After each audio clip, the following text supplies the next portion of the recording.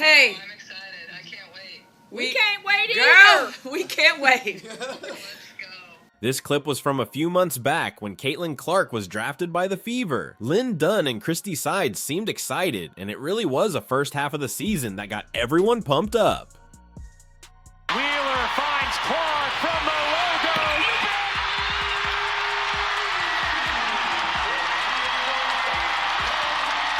But with the return of the second half of the season, the Indiana Fever is at a crossroads that could make or break their entire season. General manager Lin Dunn just dropped a bombshell that's got everyone talking, and trust me, everything could change here. But here's the kicker. Despite all the drama behind the scenes, Caitlin Clark is gearing up for what could be the most explosive second half of a rookie season we've ever seen in the WNBA. By the end of this video, you'll understand why the next few weeks could change everything for Clark and the Fever. Let's dive right into the heart of the matter.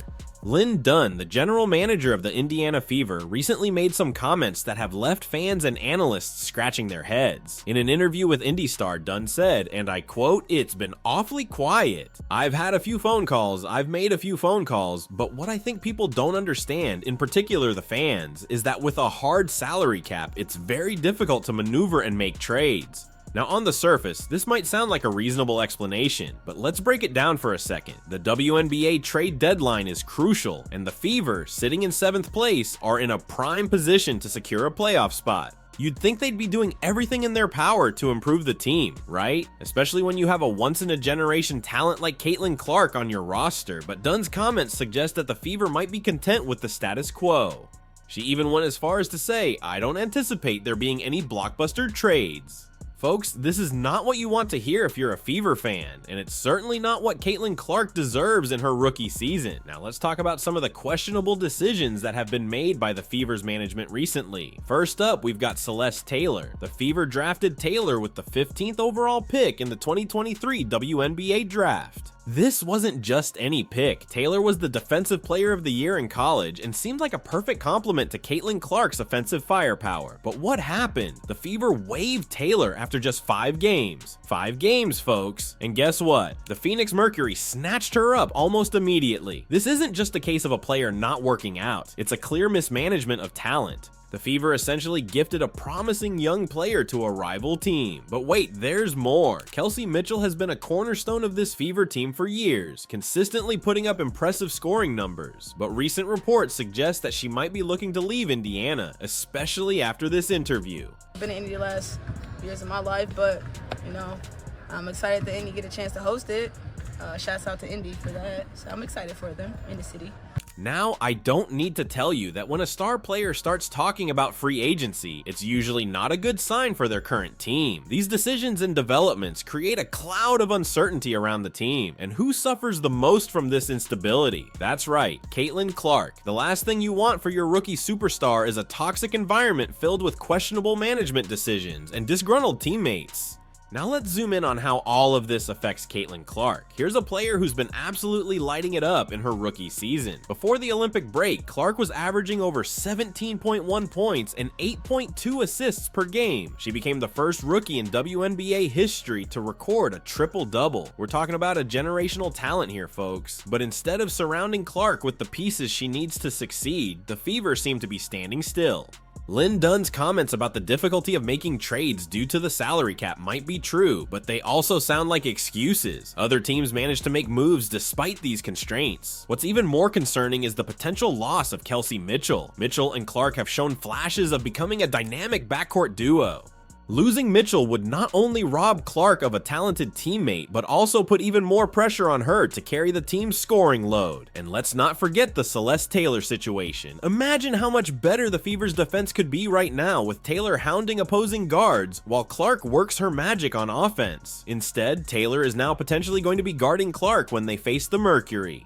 All of these factors create a less than ideal environment for a rookie, even one as talented as Clark. It's crucial for young players to have stability and support as they adjust to the professional level. The Fever's management seems to be failing on both fronts. But here's where things get interesting, folks. Despite all these challenges, Caitlin Clark is not just surviving, she's thriving.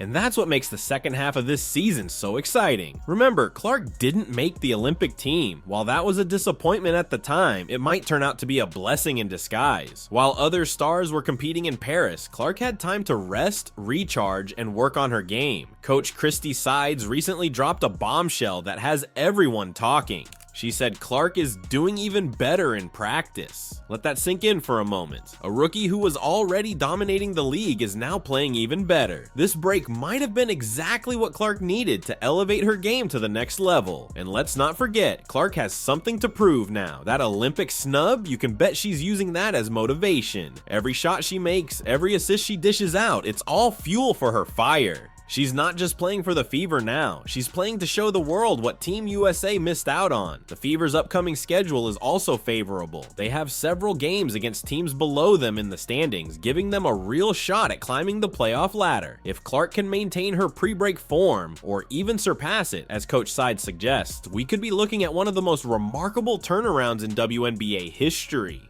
Now, let's talk about the bigger picture here. What we're witnessing with Caitlin and the Fever isn't just about one player or one team. It's about the future of the WNBA itself. Clark's impact on the league has been nothing short of revolutionary. TV ratings for Fever games have skyrocketed, arenas are selling out, social media engagement is through the roof. Clark isn't just a great player, she's becoming a cultural phenomenon. But here's the thing, for the WNBA to truly capitalize on the Caitlin Clark effect, teams need to be proactive. They need to make bold moves, take risks, and do everything they can to build competitive rosters. That's why Lin Dunn's comments are so frustrating. This is not the time for complacency. This is the time to go all in. The Fever have a unique opportunity here. With Clark on their roster, they have a chance to become one of the most exciting teams in the league, but they need to act fast. They need to surround Clark with the right pieces, create a winning culture, and show her that Indianapolis is where she can build her legacy. If they fail to do this, it's not just the Fever who lose out, it's the entire WNBA, because players like Caitlin Clark don't come around often.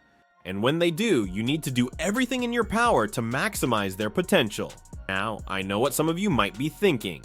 Isn't this all just hype? Can one player really change the league this much? Let me tell you, what we're seeing with Caitlin Clark is something special. Think back to when Steph Curry started revolutionizing the NBA with his long-range shooting. Remember how exciting that was? How it changed the way we watched basketball. That's what Clark is doing for the WNBA right now, and she's already started. Did you see that the All-Star game is going to be in Indiana next year? That's right, the Caitlin Clark effect is still at work, and she's doing all of this as a rookie. A rookie who's about to come back even better after a midseason break. As we approach this pivotal moment in the WNBA season, the stakes couldn't be higher. For Caitlin Clark and the Indiana Fever, every game from here on out is crucial. They're not just playing for a playoff spot, they're playing to prove they belong among the league's elite teams. But the pressure isn't just on Clark and the Fever. Can Clark pick up where she left off, or will the mid-season break disrupt her rhythm? Will the Fever's management finally make some moves to improve the team? Can Clark lead a historic playoff push despite the challenges within the organization? And perhaps most importantly, are we about to witness a changing of the guard in the WNBA? The next few weeks could redefine the league for years to come. The anticipation is building. The basketball world is watching. What do you think we'll see from Caitlin Clark and the Indiana Fever in the second half of the season? Will Lin Dunn and the Fever management step up and make some moves before the trade deadline, or will Clark have to carry the team on her own? Drop your predictions in the comments below. Let's get a real discussion going. Your insights are valuable, and I love hearing different perspectives from fellow basketball enthusiasts. And hey, if you're as pumped for this WNBA season as I am, make sure you don't miss any of our upcoming coverage. Hit that subscribe button and turn on notifications. We'll be breaking down every big game, every crucial performance, and every twist and turn in this playoff race. Thanks for watching, and I'll see you in the next video.